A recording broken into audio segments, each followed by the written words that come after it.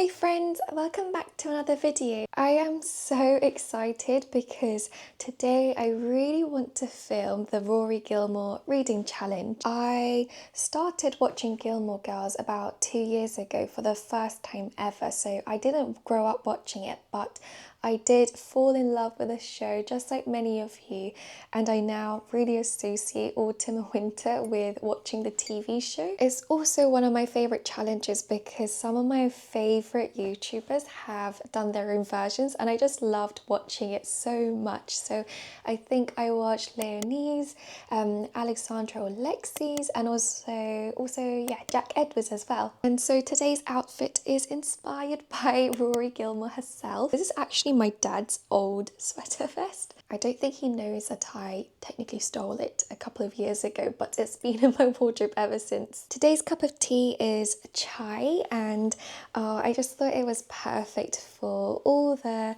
autumnal vibes that the show gives. I also put extra dashes of cinnamon in it and it just smells so wonderful. And if we're talking about the Gilmore Girls, of course, we can't forget to talk about Rory Gilmore's fashion and her outfits. So when I was filming this video, I was trying to come up with different outfits that could be inspired by her. So obviously I've got my brown mock knit jumper and I've got my dad's old sweater vest. But today's video is kindly sponsored by Simple Retro, and so I did want to share with you all some other pieces that I thought would look super cute as Rory Gilmore inspired outfits. So the jumper that I'm wearing underneath is the Kamari knit jumper, and I thought it was just such a lovely piece to be able to wear this season. But I also got the red version of it because I know Rory also loves wearing red. Isn't this gorgeous? I just love how vibrant the red is. One of the looks that's my favourite on the TV show is when Rory is wearing like a red knit jumper or red knit top with a brown skirt and some tights and stuff. So I thought it'd be really fun to recreate her look with this red version as well. Simple Retro also kindly sent me the Zainab blouse, and I was so excited when I saw this blouse on their website as one of the newest pieces because I love a really good square neck. This looks lovely on and I can't wait to be able to wear this more this autumn. Yeah, as you can see, it's cut so beautifully and I can't wait to pair this with some of the other things that I got as well. Of course, for the earlier parts of the season, Rory is attending school before she heads off to uni, and so I thought that this Argyle knit cardigan would be the perfect way to give a nod to her school days. So this is the Adley cardigan and I can't wait to pair it with the skirt that I also got. So this is a Linda skirt. It's this gorgeous grey midi skirt, and even though it is supposed to be midi, because I'm sure it sort of hits more like a maxi on me, I can't wait to pair this skirt with this gorgeous cardigan. So I'm gonna head off now and try all these outfits on for you. Okay friends, so I thought this would be the best way to showcase the outfits that I'll be wearing inspired by Rory. So this is the red version of the top, and like I mentioned earlier, Rory wears a lot of red knits throughout the show, and that's why I wanted to pick this gorgeous, very rich red colour. It is the red version of the Kamari mock neck in brown, and you couldn't really see the jumper properly by itself before because I was covering it with the vest, but this is what it looks like, and I think it looks really lovely with some denim jeans as well. I've paired it also with this gorgeous brown skirt that I got from Korea, and it's lovely and pleated. Now I know that Rory wears a lot of skirts, especially towards well, once she starts attending uni, but her skirts are shorter and I don't actually own any short skirts right now, so this sort of pleated one is going to have to do. I'd probably wear it with some loafers or some classic ankle boots. This is probably the least Rory-like blouse, but I've just tried on the Zainab blouse and I love the cut of it. It is brown, so of course perfect for autumn, and it's just such a beautiful top to be able to wear like on a night out with friends or with my husband. And last but not least, we have, I think, my favorite outfit, but it's the Adley knit cardigan paired with the Linda grey skirt. I love how swooshy the skirt is with the pleats. I love the navy and the lighter blue. I love the patterns with this pleated skirt. Oh, this is just such a cozy outfit. Let me know which outfit is your favourite in the comments below. I'd love to know which one you would wear. Simple Retro have also offered a coupon code for you all, so don't forget to use the code to get 10% off your order. I hope you really enjoyed seeing all the different outfits inspired by Rory, and thank you again to Simple Retro.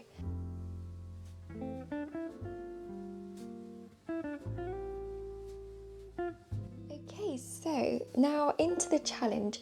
One of my favourite things that I love about Rory is that she is obviously a big bookworm, and so I've seen like lists compiled by different people of all the books that she's read, and it says on this one that she's seen reading 339 books. Now, I actually did one of these tests already before a little while ago, and I did not get very far into it, so I already know that it's going to be quite bad, the score. But I thought it would be fun to see which books I have read and which books I haven't read, and from the ones that I haven't read, pick a couple to read today. So without further ado, let's get into the challenge. So first up we have 1984 by George Orwell, and I have read that. I read that as part of my English literature GCSE in like year 9 or year 10, I think. And I haven't read Alice in Wonderland. I already own copies of it, so maybe I'll read Alice in Wonderland today. Nope, I haven't read that. Nope. I haven't read a lot of these. Ooh, Anne Frank. I have read Anne Frank's diary. That was also part of English GCSE. Ooh, The Bell Jar by Sylvia Plath. I read that this summer and I did really enjoy it. It's not one of my favourite classics, but I'm glad I read it. Oh, I have not read... Oh, I have read the Bhagavad Gita actually. I read that as part of one of my uni courses. If you don't know, I studied religion and theology at uni, and so for my Hinduism course, I had to read the Bhagavad Gita, so I didn't know, it would come in handy for a Rory Gilmore reading challenge. You know, I still have yet to read Brave New World. I should really read that. This is so embarrassing, but I still haven't read The Catcher in the Rye or Catch-22. Ooh, Charlotte's Web. I actually did read that as part of my English GCSE again. A Christmas Carol, I read that last Christmas season and thoroughly loved it. It's definitely one of my favourite classics. I've still yet to read A Clockwork Orange. I really should get to that as well. Next page. Page 2. You know, I haven't read The Comedy of Errors. I really want to. Oh my goodness, The Count of Monte Cristo. Oh, I really want to be able to take that, but no. I started that this January, got about 100 pages in, loved it, and then I think I lost a bit of steam because I stopped reading it, but I really want to finish reading it because it was incredible. Oh, I also haven't read any Dostoevsky yet. I need to read Crime and Punishment. I actually own a copy of that, but I think my copy of Crime and Punishment is still at my dad's house, and so I don't think I'll be able to read that today either, sadly. Haven't read Demons, so I really want to. I just really want to read Dostoevsky. Nope, I haven't read any. Ooh, The Divine Comedy by Dante. I actually read lots of excerpts of this, but I didn't read the whole thing, so yeah, I don't think that counts. I did read it as part of my degree. I haven't read Don Quixote. Oh, The Strange Case of Dr. Jekyll and Mr. Hyde. Another one that I really want to read. I actually picked up a really gorgeous copy of it in Edinburgh, and I was really excited to read it, but I never got round to reading it, so that's another contender actually for today. I have yet to read any Edgar Allan Poe. That's so bad, I really want to as well. Is there anything else that I've read here? Oh, Emma, finally. I have read Emma. Not my favourite Jane Austen, although I know it's a lot of your favourites. I think I prefer a lot of her other books in comparison. Let's see, what else is there? Ethics. I have read Ethics by Aristotle. That was also for my philosophy course. So, I mean, we're not doing very well. We've only read 8 of 339 books. But we keep going anyways. Great Gatsby I have read for GCSE again. The Grapes of Wrath was a book that the other English class studied at school, but we didn't study that, so I never got round to reading that. I did read Hamlet for my A-level GCSE English literature, and I actually really enjoyed Hamlet. I have read Harry Potter, yes. Page 3. Oh no, page 4. No, I haven't read any of these. How the Grinch Stole Christmas I have read. I haven't read The Hunchback of Notre Dame actually. I should. The Iliad also, I've only read excerpts from it and not the full thing. Same goes for Inferno. I read excerpts but not the full thing. I have read Jane Eyre, and it's one of the classics that I loved during school, and I really want to read it again this autumn winter season. It's perfect to read that time of year, isn't it? Little Women I have read. Thank you. Lord of the Flies, another GCSE book. So apparently lots of my GCSE books are saving me in this challenge right now. Ooh, The Master and Margarita. I am actually in the middle of the audiobook. I only just started like 2 days ago, and I'm really enjoying it. It's a classic that I've wanted to read and that I've also owned the physical copy of, so I might actually read that. I mean, I already knew that I wasn't going to do very well in this because, like I mentioned before, I did take one of these tests a while ago and I didn't do very well then, so I knew I was going to do pretty badly. But also, me and Rory, I mean, I read a lot of fantasy and Rory doesn't read much fantasy, if any. Yeah, this was bound to happen. But I have read The Metamorphosis by Franz Kafka. Mrs. Dalloway, I actually got about 10-20% through, and then I didn't finish it. So I do own a copy of that. I could possibly read it, but I'm not sure I'm in the mood to read Mrs. Dalloway. Oh, finally, another Jane Austen, Northanger Abbey.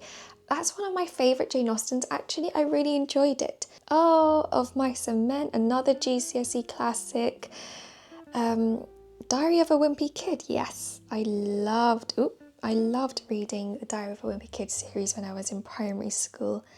100 Years of Solitude. You know, I really want to read this. I'm very intimidated because I've heard a couple of people say it's quite tricky. The Perks of Being a Wallflower. I read that in school again. Picture of Dorian Gray. Oh my goodness. I just finished reading this like a week or 2 ago, and it's become one of my new all-time favourite classics. Perfect for this time of year. Pride and Prejudice. Another one of my favourite classics, Rebecca by Daphne du Maurier.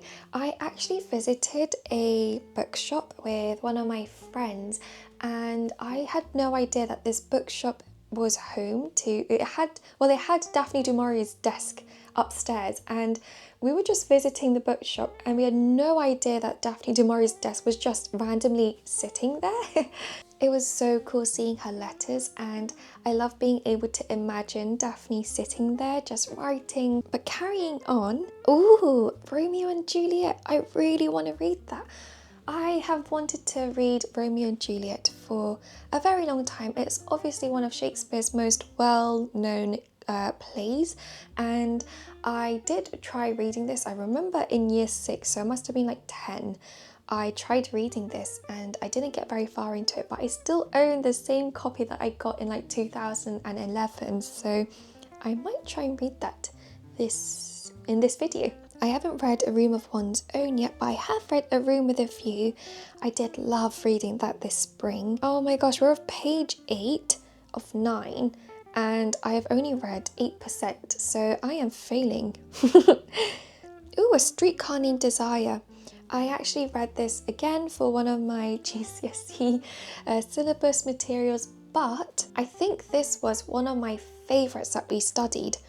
It was a play that I fell in love with. I loved being able to unpack all the different like metaphors in the play. It's just left such a huge impression on me, and I just had such a good time studying that. To Kill a Mockingbird, I have read another GCSE material. I did not think that GCSE English would save me to this degree. Oh my gosh, the Unabridged Journals of Sylvia Plath. I think this is like the iconic book that Rory is holding in this photo. I'll pop it up here. I wish I could recreate that look, but no, I don't own a copy of this book and I have yet to read it. We're on the final page and I have for Vanity Fair actually. I read that. It was a big classic. I can't say it's my favourite. The Virgin Suicides. I really want to read that actually, and I haven't got a copy of it, so I won't be reading that today. The Wizard of Oz, finally, one that I have. Wuthering Heights, another one that I own and I have yet to read. I really want to read it because I'm really enjoying Emily Bronte's poems. And I've read No Joan Didion, so let's see my results. Average score was 51, so I didn't beat the average. That's sad. But I did manage to read 30 of 339 books, and so I am excited to maybe create a part 2 in like a year's time next autumn and see how many more books of this list that I have read. I've actually finished my tea now. That was so delicious. So I actually went and got some of the books that I really want to read out of the ones that I haven't read yet on the list. Now, there were so many that I haven't read, like 300 books, but of the 300, some really stuck out to me, and I already own so many classics that I haven't read yet, so they're part of my physical TBR that I thought would be really good to utilise for this challenge. First up we have, we have Alice in Wonderland, and I also have the Korean copy of it. My friend Subin actually got me this copy from her trip to Korea this summer, but she knew that I've been wanting to read more books in Korean, and so it'll be really fun to compare the English to the Korean. It's obviously a very well-known and loved classic, but I've only ever watched the films, and I did try reading this before, but I never got very far into it. Next up, I thought it'd be fun to read Romeo and Juliet. So this is one of the books that I've had for the longest time on my TBR shelves. It spans 13 years. So yes, what better time to read it than for this challenge? And finally, I have my copy of The Master and Margarita by Mikhail Bulgakov. Russian classics is something that I have been meaning to dive into for a long time now, and it's one of the ones, this copy is one that I own, so I thought I would give it a shot. Off the back of it, it says, one hot spring, the devil makes a personal appearance in Moscow, accompanied by various demons, including a naked girl and a huge black cat. You know, it's a satire on communism, and I believe it talks a lot about Christian philosophies, and it explores Pontius Pilate in chapter 2, so yeah, it's been a really fascinating and enjoyable read so far. But those are the books that I want to pick up today, and I can't wait to take you around with me as I start reading.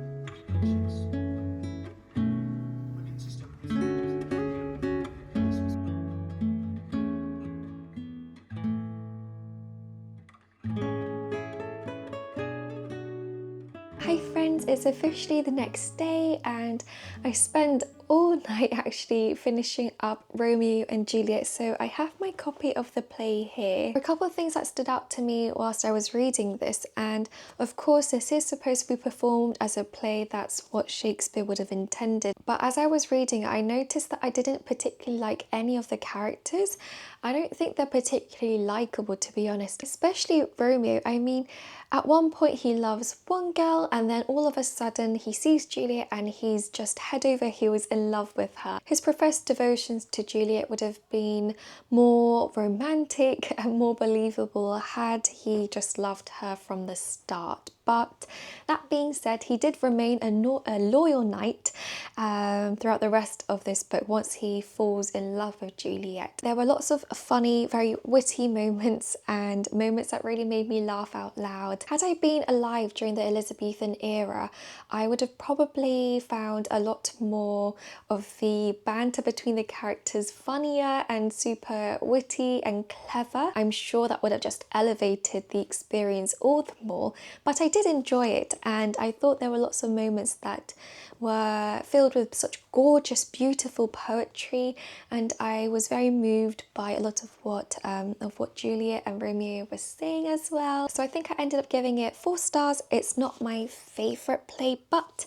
I had a really good time with it. I also managed to listen to a couple of chapters of The Master and Margarita by Mikhail Bulgakov. I actually have with me the physical copy of the book. I think when a book really engages me, it's quite obvious because I end up talking about it a lot to my husband, and so with this book as well, I'm on chapter 4 right now, but we have been discussing the philosophy, the satire and the different thoughts that Bulgakov has been sort of sprouting throughout the first couple of chapters in The Master and Margarita, and it's been so much fun to be able to discuss these ideas and ponder, oh, what could he have meant by this, or what is he alluding to here? One of the reasons why I've been loving this book so far is that I feel like Bulgakov's writing is really accessible to a modern audience, even though it's a Russian classic, and so I've been really enjoying it, like I've said multiple times now, but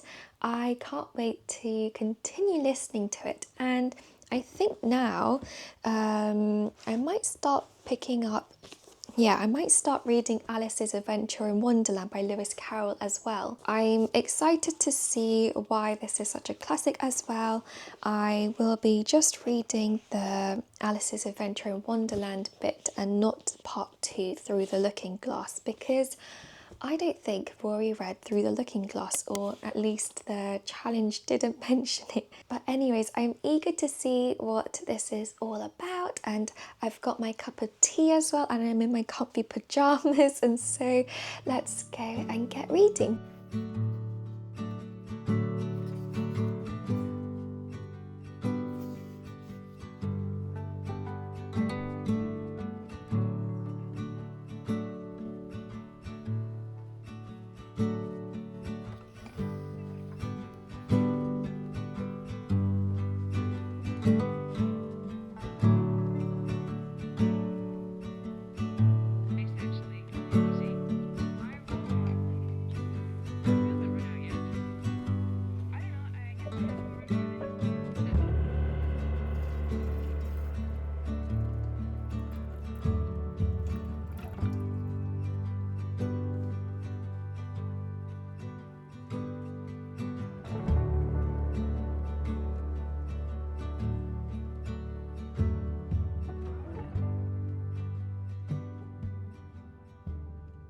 I should probably put my tea down because I don't want to spill it. Hello friends, I'm back with an update on the entire challenge. I had to brew myself a cup of very hot and lovely tea after having finished Alice's Adventure in Wonderland, and here's my copy over here. Of course, this is a classic by Lewis Carroll, and it was my first time actually reading it, and so I was pleasantly surprised by how much I enjoyed it. I wasn't really sure if I would enjoy it or not, because when I was younger, whenever I watched the adaptations of Alice's Adventure in Wonderland, I I don't think I was the kind of child who necessarily enjoyed the extreme whimsy. However, having read this as an adult now, I can confirm that I understand why it's so beloved, and I loved how funny and witty, often very nonsensical, and it was just such a whimsical read. It was interesting to see how Lewis Carroll would incorporate his thoughts upon Victorian society throughout this book, and I also thought that he did an incredible job with all the puns and riddles. It was just really entertaining. As I was reading this book, it almost felt as though, you know, say in spring or summer, you're outside in the garden and you end up lying down on the grass and somehow you fall asleep and you end up dreaming some sort of wild, crazy dream, and when you wake up, you are still outside in nature, and it's all a little confusing, and the lines between what's real and not is often quite blurry. That sort of whimsical, childlike wonder and confusion, that's sort of what this book felt like to me. That being said, there were parts of this book where I felt it was a bit too nonsensical for me, but I mean, I just had a really fun time in general anyways. Just like a lot of other children's classics, I actually think this is one that I probably appreciate now more having grown up. A lot of these children's classics, I feel like I don't think I would have enjoyed necessarily as much if I was reading it from a younger viewpoint. I think I can appreciate it so much more now that I'm able to understand a lot of what the authors are writing. I also have an update on The Master and Margarita. This is one that I wanted to read for this challenge as well, but I only reached chapter 5, which is, I believe, about 10% through the book. I'm still really enjoying this book, but since I'm so I haven't made too much progress really, I think I'll probably talk a lot more about my thoughts and feelings on the book once I've finished reading it in another video. So that concludes the reading challenge, and I had such a good time filming this entire video. Initially, it was only supposed to be like reading like Rory for a day, but then it led into a couple of days because I didn't have enough time to finish what I wanted to read in just a single day. I think I updated the challenge, so I read I finished 2 more books, so I think it was like 32 books of 339 or something. I'm excited to do like a part 2 of this video sometime in the future and see how many more books I can tackle in the challenge. This entire video was so fun to film, and I would love to know how many books that you were able to tick off in the challenge as well. So I'll make sure to link below the actual challenge website so that you can do it yourself. But thank you all so much for watching. I feel like this was like the perfect way to wrap up autumn and get ready for the colder winter days. Don't forget to check out Simple Retro as well. All links to everything I'm wearing, including this blouse as well, or this top, will be in the links below. I hope you have a wonderful rest of your day, and I'll see you in next week's video. Bye friends!